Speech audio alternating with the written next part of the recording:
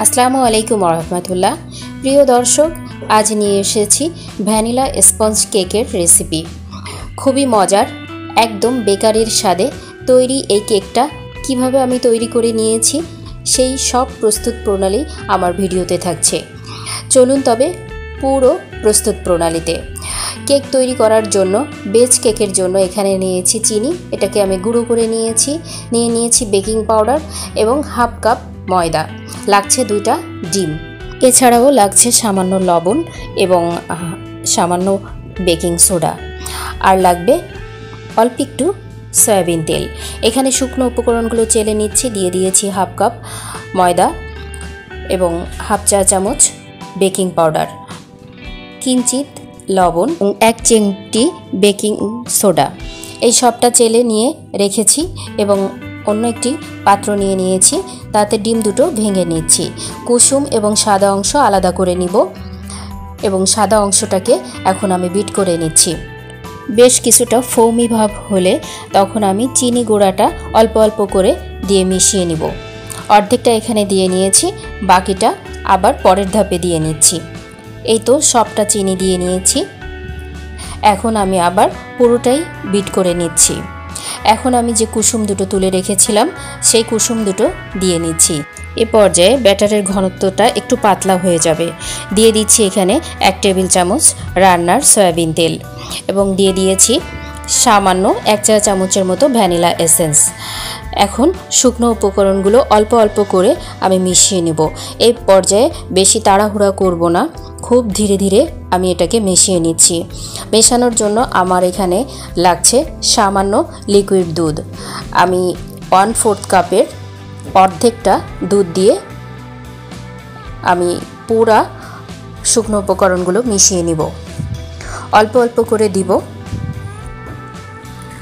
এক্ষেত্রে ডিমের সাইজটা বড় হলে লিকুইড দুধের আর প্রয়োজন নাই, এমনিতেই এটা মেশানো যাবে। আমি পুরোটাকে মিশিয়ে নিয়েছি খুব আলতো হাতে।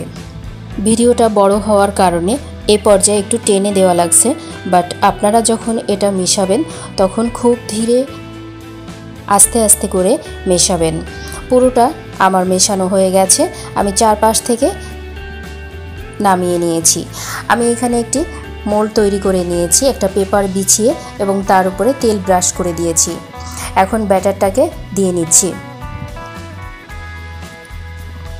স্পঞ্জ কেকের এই ব্যাটারটা খুব আলতোভাবেই দিতে হবে এবং বেশি সময় অপেক্ষা করা যাবে না। এ পর্যায়ে আমি চুলায় দেওয়ার জন্য স্টেইনার বসানো একটি পাত্রে দিয়ে নিচ্ছি। ঢাকনা দিয়ে ঢেকে 25 থেকে 30 মিনিটের পর্যন্ত সময় অপেক্ষা করব। এর মাঝেই আমার কেকটা হয়ে গেছে, খুব চমৎকারভাবে ভেতর থেকে হয়ে গেছে। আমি চেক করে নিয়েছি। এখন আমি মোল্ড থেকে ছাড়িয়ে নিচ্ছি। দেখতে বেশ সুন্দর হয়েছে। আমি একটি পাত্রে ঢেলে নিচ্ছি।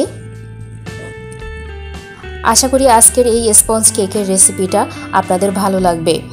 ভালো লাগলে ঠিক এই একই রেসিপি ফলো করে বাসায় তৈরি করে নিতে পারেন। খুবই নরম আর তুলতুলে হয়েছে স্পঞ্জ কেক। বেস কেকটা ভালো হলে উপরে পেস্ট্রি দিয়ে সাজিয়ে নিলে এমনিতেই অনেক বেশি মজার হয়ে থাকে। আমি এই কেকটাকে 2টা স্লাইস তৈরি করে নিয়েছি। এখন এটাকে সাজিয়ে নেওয়ার পালা। সাজানোর জন্য আমি এখানে একটি পাত্র নিয়েছি এবং এটাতে হুইপ ক্রিম দিয়ে আমি বিট করে নিব।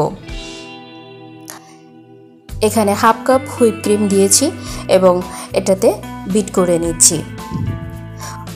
সময় নিয়ে বিট করে নিব। বেশ একটু বিট করা হয়ে গেলে আমি এখানে দিয়ে দিচ্ছি 2 টেবিল চামচ চিনি এবং 1 চা চামচের মতো ভ্যানিলা এসেন্স।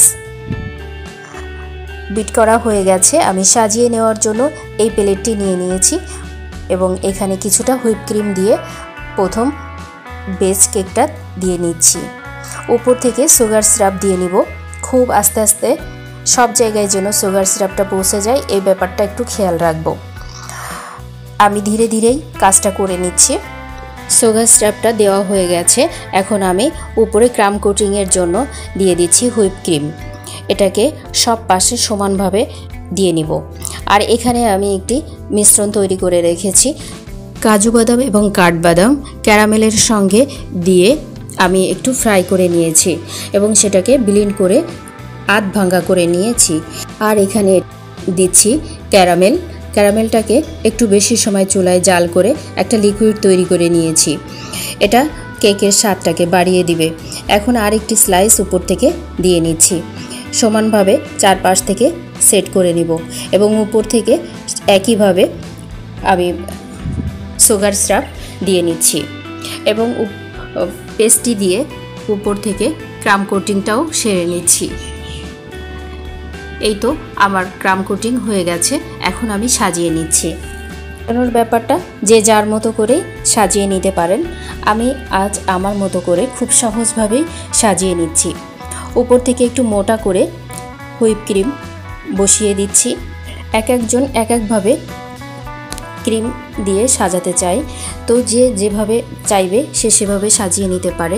কেউ যদি বেশি ক্রিম খেতে চায় বেশি করে দিয়ে নেবে। আমি উপর থেকে সেই সুগার ক্যারামেলটা দিয়ে নিচ্ছি এবং তার উপর দিয়ে আমি একটা নোজেল দিয়ে কিছু ফুল সাজিয়ে দিয়েছি এবং উপর থেকে সুগার বল দিয়ে নিয়েছি এবং চারপাশে খুব সুন্দরভাবে সেই বাদাম মিশ্রণটা দিয়েছি। আমি এখন কেকটাকে কেটে দেখাচ্ছি কত সুন্দর হয়েছে। খুবই নরম আর তুলতুলে হয়েছে। এই কেকটাকে আরও বেশি মজাদার করতে কিছু সময় ফ্রিজে রাখলেই বেশি মজা হয়। এখন আমি এটাকে তুলে নিচ্ছি। দেখতে যেমন সুন্দর হয়েছে, খেতেও মাশাআল্লাহ অনেক মজা হয়েছে। আশা করি আজকের এই রেসিপিটা আপনাদের ভালো লেগেছে। ভালো লাগলে একই রেসিপি ফলো করে তৈরি করে নিতে পারেন। পরবর্তী ভিডিওর আমন্ত্রণ জানিয়ে এখানেই শেষ করছি। আল্লাহ হাফেজ।